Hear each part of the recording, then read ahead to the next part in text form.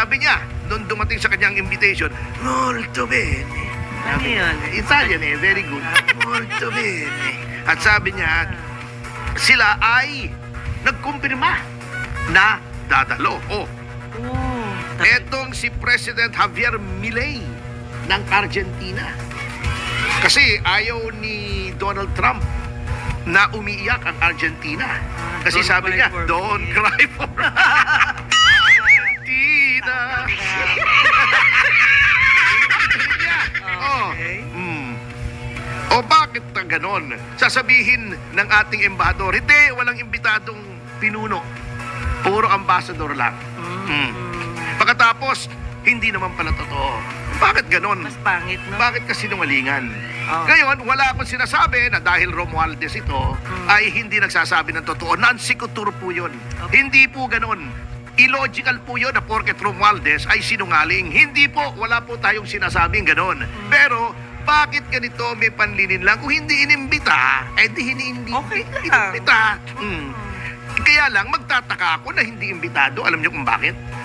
Sapagkat, di ba kinoconsider tayo na isa sa mga pinakamatigas hindi na kaalyado Ayun. ng gobyerno. O kita mo ha? Sabi, kita mo naman, tinawagan pa. Nakuryente tayo dyan. Tinawagan pa ni Pangulong Marcos si Trump para batiin, di ba? Oh, yes. Kinongratulate pa. Oy, congratulations, blah, blah, blah. Hinihintay niya. Parang hindi yata ako iniimbita nito, ah. Tumawag pa naman ako. Opo. Di ba? Eto pa, sinabi pa, sumipsip pa ang DFA natin. Sinabi nila, yung tawag daw yon ay nagpapatunay na, eto, i-quote ko na, the positive momentum and trajectory of our bilateral relations with the United States. Sabi pa ng DFA, the United States remains an important ally, partner, and friend to the Philippines. We look forward to working with the Trump administration to ensure that Philippines-U.S. relations continue to thrive, benefiting from the strong cooperation in security, defense, and economic partnerships, as well as broader engagement. Ang ibig sabihin, dinagpalitan ng presidente. Opo. Reading between the lines, ha?